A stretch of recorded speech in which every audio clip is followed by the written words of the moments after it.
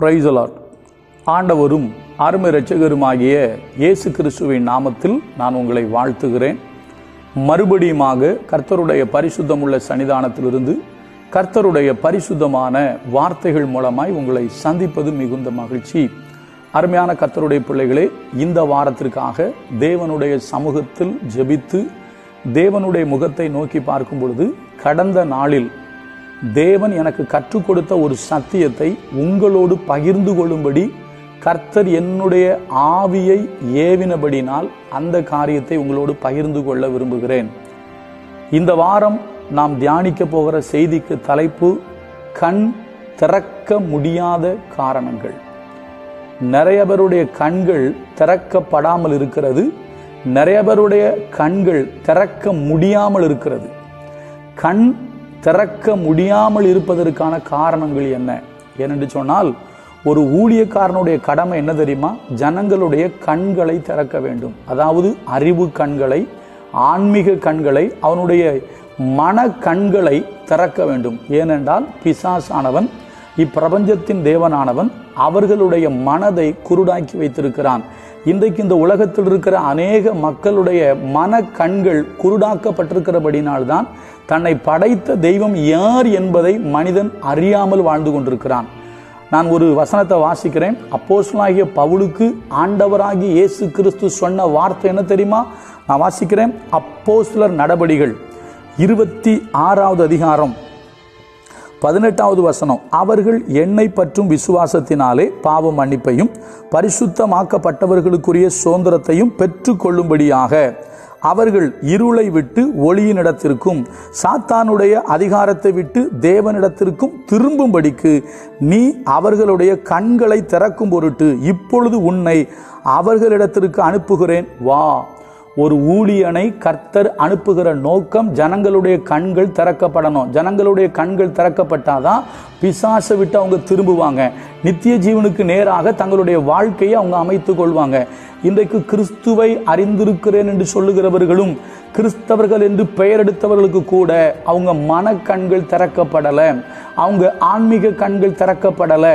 அப்படித்தான் இன்றைக்கு அநேகர் வாழ்ந்து கொண்டிருக்கிறார்கள். ஏன் இன்னும் ஒருபடி மேலே போய் சொல்லணும்னா, அநேக ஊழியர்களுக்கு கூட கண்கள் திறக்கப்படலை. ஐயா, கண்கள் திறக்கப்பட்டாதான் நீங்கள் ஆண்டவரை அறிய முடியும். உங்கள் கண்கள் திறக்கப்பட்டாதான் நீங்கள் பரிசுத்த வேதாகமத்தில் மறைந்திருக்கிற ரகசியங்களை அறிய முடியும். நமக்கு வசனம் நன்கு தெரியும். உம்முடைய வேதத்தில் உள்ள அதிசயங்களை பார்க்கும்படி என் கண்களை திறந்தருளும். நன்றாய் கவனியுங்கள். கர்த்தர் கண்களை திறக்காவிட்டால் நாம் அதை அறிந்து கொள்ள முடியாது. அதே போல ஆகாருடைய கண்களை கர்த்தர் திறந்த பொழுதுதான் தனக்கு முன்பிருந்த தனக்குரிய நன்மையை அவளால் அறிந்து கொள்ள முடிந்தது. எலிசாவினுடைய வேலைக்காரனுடைய கண்கள் திறக்கப்பட்ட பொழுதுதான் தன்னை சுற்றி இருக்கிற தேவ பாதுகாப்பை அறிந்து கொள்ள முடிந்தது.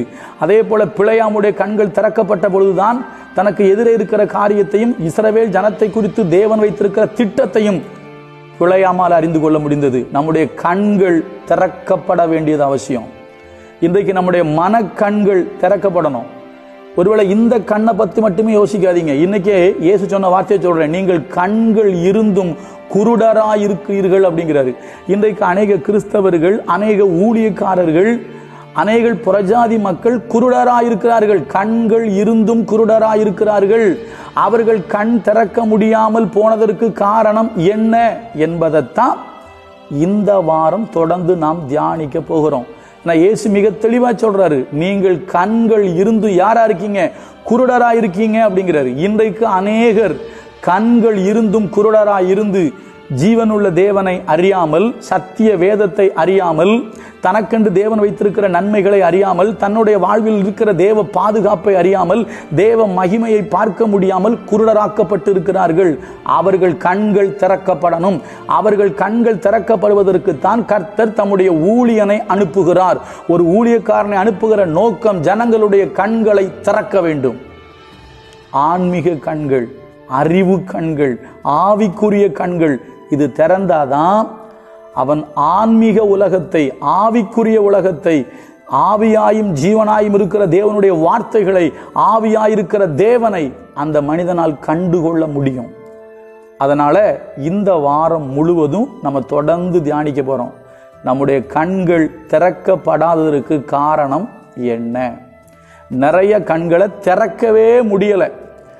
ஏன் திறக்க முடியல என்று சொல்லி வேத வசனத்தின் அடிப்படையில் ஒன்னொன்னா பார்க்க போறோம்.